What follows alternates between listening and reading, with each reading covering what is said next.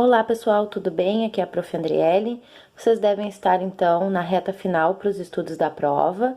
Sendo assim, a Prof. então decidiu montar então essa correção comentada da lista de revisão número 2. Então vamos começar pela questão número 1. Observe as figuras e indique quais são simétricas e o tipo identificado. Bom, vamos observar aqui a figura 1, então. Quais as principais características da figura 1? Se nós traçarmos um eixo de simetria vertical ou um eixo de simetria horizontal, a gente observa que a imagem está espelhada. Então, a gente teria inicialmente uma simetria de reflexão. Ou ainda, se a gente observar, essa imagem, ela está girando em torno de um ponto. Então, ela poderia ser uma simetria também de rotação.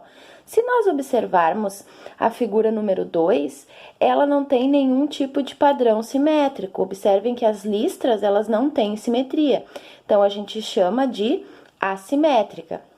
Já a terceira figura é o mesmo caso da primeira. A gente pode observar inicialmente, então, uma rotação em torno do ponto central, mas se nós traçarmos o eixo de simetria, tanto vertical como horizontal, nós também poderemos identificar uma simetria de reflexão, ok? A questão número 2 pedia para a gente identificar alguns pontos na reta. Então, o primeiro ponto a ser identificado era o ponto I, que está representado pelo ponto 5 em relação à praça principal, que é o nosso 0. Então, nós vamos contar, ó, 1, 2, 3, 4, 5. Então, aqui nós vamos marcar o nosso ponto I da igreja, ok? Depois nós vamos para o ponto C do clube. Em relação à praça central, ele está representado pelo ponto menos 4. Então, menos 4 estará à esquerda do 0. Então, vamos lá. Menos 1, menos 2, menos 3, menos 4. Então, aqui vai ser o nosso ponto C. Agora, vamos marcar o ponto P, que em relação à praça principal é representado pelo número mais 1. Então, 0 mais 1, então aqui vai ser o nosso ponto P.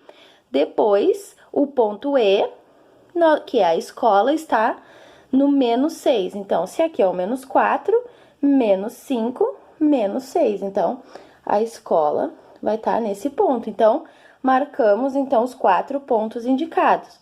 A igreja no ponto mais 5, a praça no ponto 1, o clube no ponto menos 4 e a escola no ponto menos 6.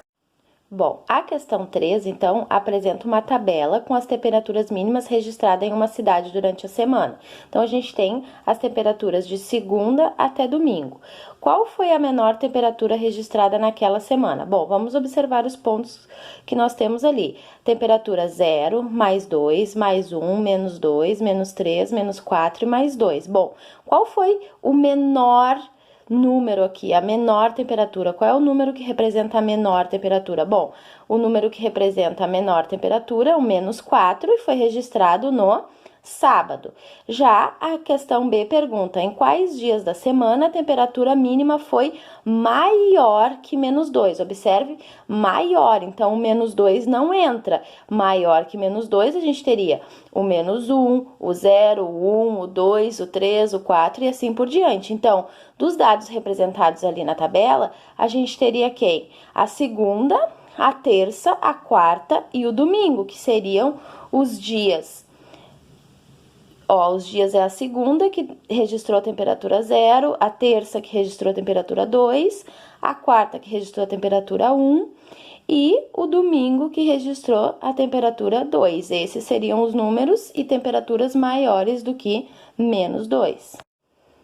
Bom, na questão número 4, vocês tinham que identificar, então, quais eram as coordenadas de cada um dos animais.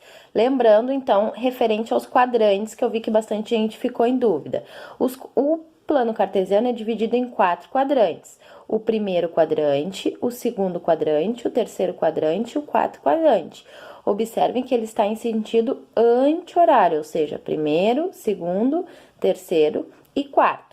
Então, vamos lá, vamos identificar, então, as coordenadas de cada um dos animais. O primeiro animal da tabela, então, é a borboleta. Observem aqui, em relação ao eixo X, que é o eixo horizontal, em qual número, em qual ponto está a borboleta? Bom, ela se encontra no 4. E em relação ao eixo Y, ela se encontra no 2. Então, a coordenada vai ser o 4 primeiro, que sempre vem primeiro X, vírgula, 2. Em qual quadrante ela se encontra? Ela se encontra no primeiro quadrante. Agora, vamos observar aqui a coordenada da aranha. Bom, a coordenada da aranha, ela vai estar no ponto menos 3 em relação ao X e vai subir uma unidade em relação ao Y. Então, a coordenada da aranha, ó, é o menos 3 e o 1 que já estava ali como exemplo. Observem a localização da aranha, que ela se encontra no segundo quadrante. Agora, vamos olhar o coelho. Bom, o coelho, em relação ao eixo X, ele se encontra no menos 7 e subiu 3 unidades em relação ao eixo Y. Então, o coelho vai estar na coordenada menos 7 e 3 e também no segundo quadrante, assim como a aranha. Agora, nós vamos observar aqui a formiga.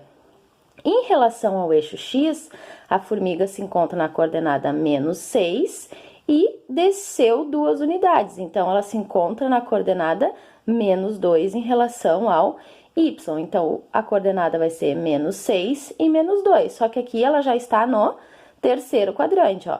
Primeiro, segundo e agora terceiro quadrante.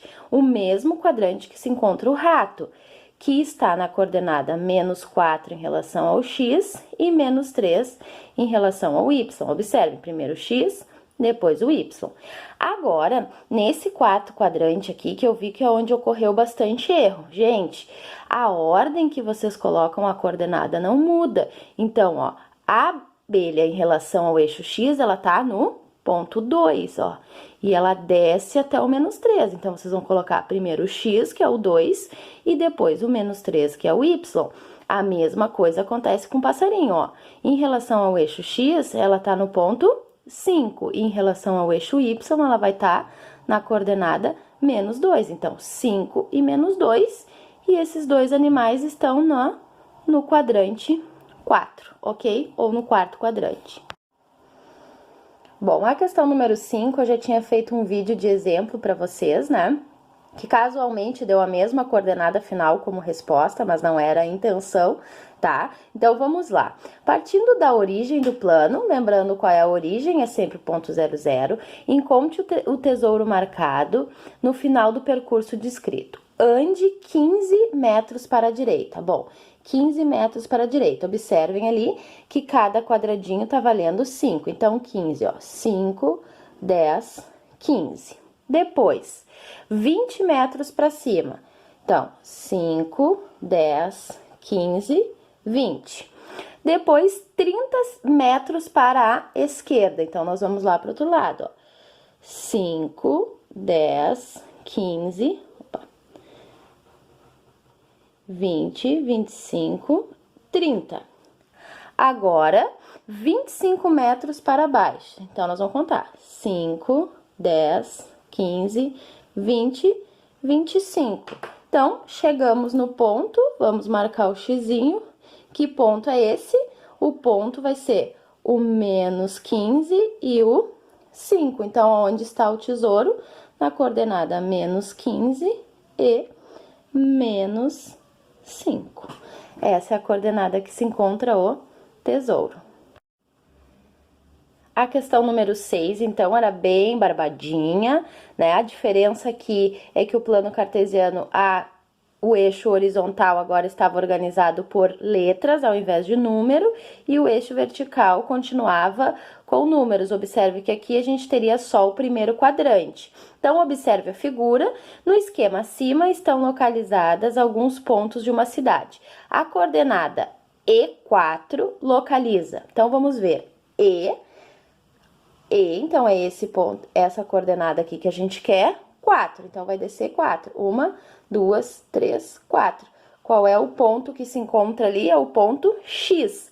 Quem é o X? O X vai ser o teatro. Então, a alternativa correta vai ser a letra C, o ponto que se encontra na coordenada E4 vai ser o teatro. E a última questão, então, dizia: no jogo de dardos é preciso calcular a soma dos pontos. Se cada jogador atirou 3 dardos, quantos pontos cada um alcançou no total? Bom, então aqui dava uma tabela com a pontuação. Então, se acertou na cor vermelha era 10 pontos, se foi na branca era menos 6 e se foi na azul era 5. Então, o jogador Vitor acertou uma flecha na vermelha, então ele teve 10 pontos. Depois, 2 flechas na branca, então ele teve menos 6 e menos 6. Então, o que nós fizemos aqui? Vamos somar os dois números negativos, sinais iguais, soma e permanece o mesmo sinal, então vai ficar menos 12 com mais 10. Então, sinais diferentes, o que a gente faz? Diminui e fica o sinal do maior em módulo. Então, a pontuação do Victor foi menos 2. Agora, vamos ver a pontuação da Magali. O que ela acertou? Ela acertou uma flecha no vermelho, então ela fez 10 pontos. E uma flecha no branco, então ela perdeu 6. E depois uma flecha no azul, então ela ganhou 5. Então, sinais diferentes, vai diminuir 10 menos 6, 4, mais 5, 9. Então, a pontuação final da Magali foi 9. Ok, gente? Espero que essa resolução comentada ajude vocês para a prova. Bons estudos. Qualquer dúvida, me chama no chat. Abraços! A questão número 7, então, apresentava parte de um extrato bancário e aí pedia para a gente responder algumas perguntas. Então, a letra A perguntava qual o saldo inicial da conta corrente no dia 2 do 1. Então, o saldo no dia 2 do 1 seria os 1.450. Então, a resposta correta seria 1.450. Depois pedia o saldo final em 20 do 1 foi de. Muitos de vocês responderam que o saldo era menos 980. Mas observem que aqui, ó, no dia 20, foi feita essa operação de um cheque compensado. Mas a questão pedia o saldo final. Então, para saber o saldo final, vocês teriam que calcular todos os valores. Dica para esse tipo de questão, ó. Observem aqui que nós temos valores positivos, que era o saldo inicial, depois nós temos o valor negativo de 1.840, depois um outro valor positivo de 720, um outro valor negativo de um cheque compensado de 450 e outro cheque compensado de 980. Qual é a forma mais fácil de fazer? Somem todos os valores positivos, que no caso aqui seria o 1.450 mais o 720, que daria então o 2.170, esse é o valor positivo, e depois somem todos os valores de débito, que seriam os valores negativos, que seria o 1.840, o 450 e o 980. Soma todos eles, então, vai somar todos esses valores negativos. Lembrando, sinais iguais, soma e permanece o sinal, então nós vamos ter menos 3.270. Então, nós temos um valor negativo e o outro valor positivo. Então, o que nós vamos fazer agora? Menos 3.270 mais o 2.170. O que a gente tem? Soma de sinais diferentes. O que acontece? Diminui e fica o sinal do maior em módulo. Então, 3.270 menos 2.170 vai dar 1.100.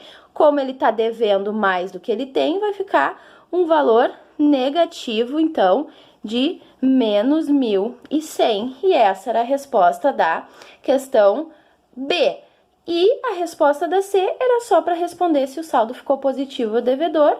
Como ficou negativo, então, é um saldo devedor. Ok, gente? Então, sigam essas dicas aqui de sempre somar os positivos, depois soma todos os negativos, depois faz a subtração entre um e outro que vocês encontrarão, então, qual é o saldo final.